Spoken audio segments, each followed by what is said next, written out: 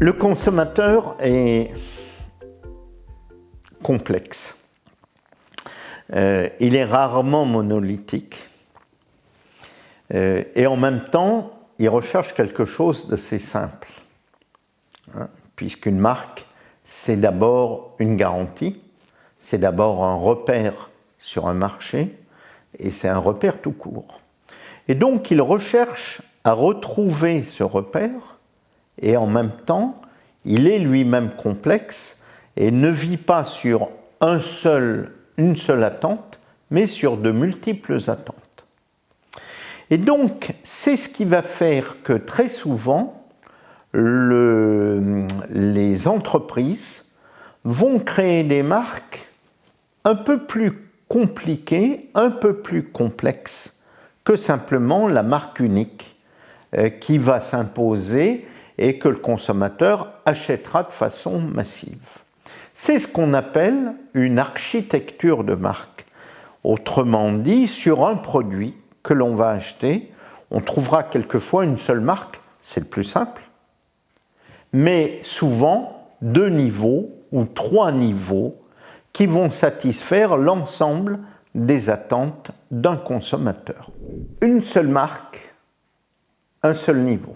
C'est naturellement le plus simple.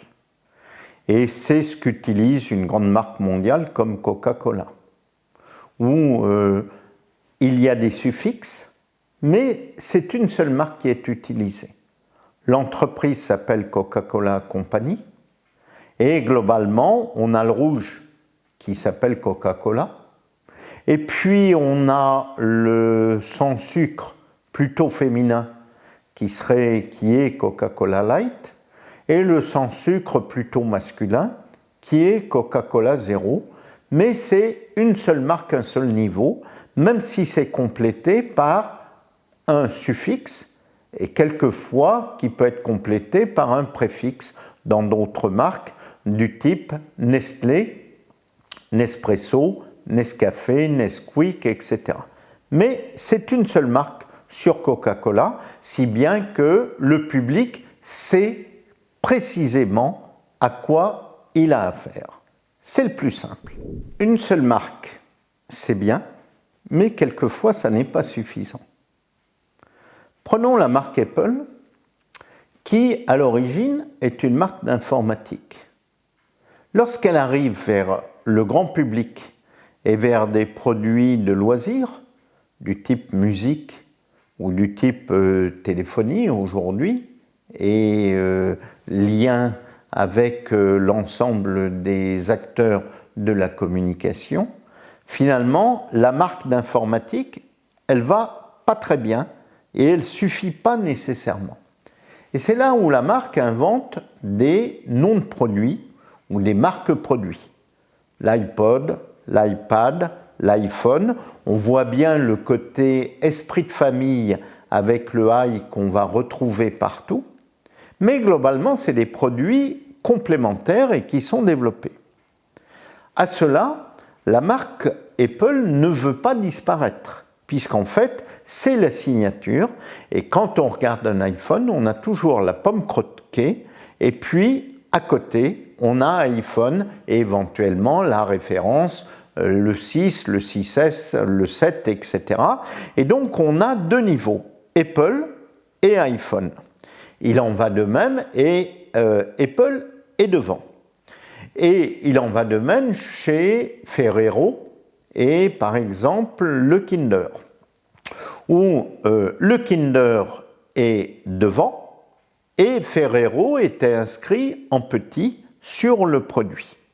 Et donc là, on a également 2 niveaux, la marque entreprise dite corporate, Apple ou Ferrero, et puis la marque produit, que ce soit Kinder ou que ce soit Nutella, qui complète la marque corporate, qui elle ne fait pas complètement le boulot attributif pour le public, puisque le consommateur sait bien ce qu'est Nutella et il s'appuie sur Ferrero, qui est une manière de caution en quelque sorte, comme le consommateur de l'iPhone s'appuie sur l'élément Apple, la caution d'Apple en complément.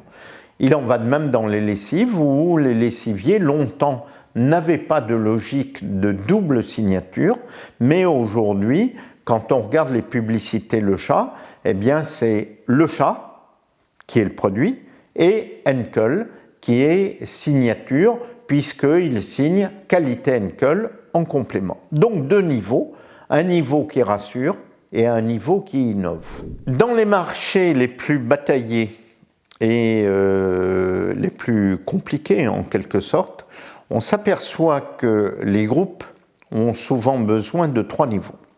Le premier niveau, qui est le nom du groupe, qui a besoin d'affirmer que le consommateur ne fait pas d'erreur en choisissant les produits de ce groupe. Ça va être Danone qui va avoir pour ses produits lus lorsqu'ils appartenaient au groupe Danone, qui va signer Danone Conseil ou qui va signer du nom Danone comme quoi c'est du bon rapport qualité-prix et que le groupe entreprend pour la santé. C'est une logique qu'on va appeler aspirationnelle, qui sont des valeurs, des promesses sociétales qui sont apportées. Le deuxième, c'est la marque Lu, qui chapeaute tous les bons produits et le bon rapport qualité-prix qui est attaché au petit Lu en quelque sorte de la division qui était à l'époque la division de Danone. Et donc, si c'est Lu, on ne fait pas d'erreur, c'est un produit de bon rapport qualité-prix. Et puis après, il y a le produit lui-même qui lui est complètement attributif. Ce produit lui-même complètement attributif, ça va être Mikado pour la jeune femme qui va simplement se faire une petite gourmandise avec peu de calories. Et ça va être le même chocolat et le même biscuit que l'on va retrouver dans le produit dit Prince, qui s'appelle Prince, et qui sera pour son fils ou sa fille en cours de récréation. Et donc, ça sera la fonction identitaire. La fonction Lu sera la fonction transactionnelle et la fonction Danone sera la fonction aspirationnelle. Au travers de ces 3 fonctions et de ces 3 niveaux de marque, certes un peu complexes, on a tout ce qu'attend le consommateur, une rassurance sur le futur, un bon rapport qualité-prix puisqu'on est en mass market et un produit complètement attribué au consommateur qu'il est. Le packaging d'un produit doit donc correspondre à ce niveau unique, aux 2 niveaux ou aux 3 niveaux que l'on va trouver. Le niveau unique, on le voit très bien sur un pack Coca-Cola.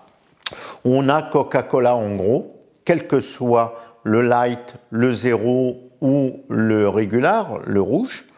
Et donc on a un élément unique. On va avoir 2 niveaux et on le voit bien sur un iPhone puisqu'on a le nom de l'iPhone et on a la pomme croquée qui est devant. Et puis le 3 niveaux qu'on va trouver sur un produit Nestlé, Maggi et Cube Or par exemple, où on aura Nestlé le groupe, Maggi qui est la division et Cube Or qui est le produit lui-même qui est développé.